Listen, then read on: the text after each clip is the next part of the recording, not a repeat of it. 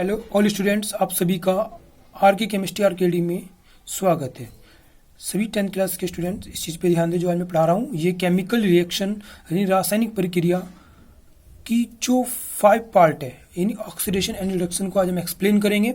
Oxidation किसे कहते हैं, ऑक्सीकरण किसे कहते हैं? वह केमिकल रिएक्शन जिसमें किसी परमाणु, आयन या अणु के द्वारा 1 to more यानी एक या एक से अधिक इलेक्ट्रॉन का त्याग होता है, उस रिएक्शन को ऑक्सीडेशन रिएक्शन कहते हैं। ऑक्सीडेशन रिएक्शन को डी इलेक्ट्रोनेशन भी कहा जाता है, यानी वह केमिकल रिएक्शन जिसमें परमाणु, आयन्स या अणुओं के द्वारा इलेक्ट्रॉन्स का त्याग किया जाता है, इलेक्ट्रॉन्स को निकाला जाता है, ठीक है, डोनेट किए जाते हैं। उस प्रोसेस को, उस रिएक्शन की उस प्रोसेस को हम ऑक्सीडेशन प्रोसेस या हमसे क्या बोलते हैं, डी इलेक्ट्रोनेशन प्रोसेस भी कहते हैं।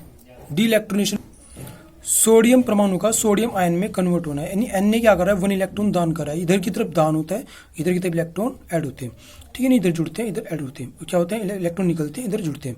तो एन ने क्या करा है, इलेक्ट्रॉन दान कर रहा है, यानी हम क्या कर रहे हैं, सोडियम आयन का फॉर्मेशन कर रहा है, सोडियम आयन का फॉर्मेशन कर रहा है, ठीक है। इसे ऑक्सीडेशन प्रोसेस कहते हैं। मैग्नीशियम का मैग्नीशियम आयन में बदलना क्या कहलाता है, ऑक्सीडेशन प्रोसेस कहलाती है। यानी क्यूप्रस, यदि Cu पे एक प्लस है तो क्यूप्रस आयन, और वो Cu2 प्लस में कन्वर्ट हो रहा है, बदल रहा है, तो Cu2 प्लस आयन में यानी क्यूप्रिक आयन में, तो 1 इलेक्ट्रॉन क्या कर रहा है, दान, यानी ये एक इलेक्ट्रॉन क्या कर रहा है, अपने अंदर से निकाल के Cu2 प्लस में कन्वर्ट हो रहा है, तो ये भी ऑक्सीडेशन प्रोसेस है, ठीक है।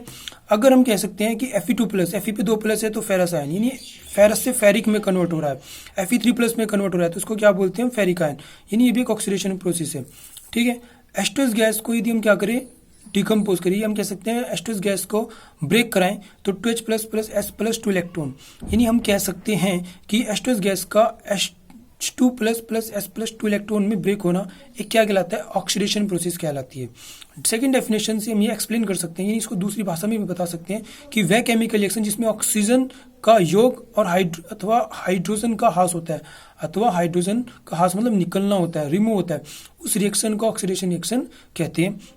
यानी हम कह सकते हैं वह केमिकल रिएक्शन जिसमें ऑक्सीजन जुड़ती है और हाइड्रोजन निकलती है, उस केमिकल रिएक्शन को हम ऑक्सीडेशन रिएक्शन कहते हैं। ये एक एटॉमिक कंसेप्ट है, इससे जो हमने पहले पढ़ा वो एक इलेक्ट्रॉनिक कंसेप्ट था, एक इलेक्ट्रॉनिक अवधारणा थी। ये एक परमाणविक अवधारणा है जिसमें कार्बन ऑक्सीजन से विक्रिया करके कार्बन डाइऑक्साइड बना रहा है, यानी ऑक्सीजन जुड़ रही है कार्बन से, इसलिए हम क्या कह रहे हैं, इसको ऑक्सीडेशन प्रोसेस कह रहे हैं। सल्फर ऑक्सीजन से विक्रिया करके सल्फर डाइऑक्साइड, यानी सल्फर से ऑक्सीजन जुड़ रही है, ऑक्सीडेशन प्रोसेस है। CuO यानी हम कह सकते हैं कॉपर मोनोऑक्साइड, ये हम इसको बोल सकते हैं क्यूप्रिक ऑक्साइड, हाइड्रोजन गैस के साथ अभिक्रिया करके कॉपर प्लस वाटर का फॉर्मेशन करता है, यानी हम कह सकते हैं H2 का H2 में कन्वर्ट होना इस प्रोसेस में ऑक्सीडेशन प्रोसेस कहला रहा है, इस प्रोसेस के अंदर ओनली।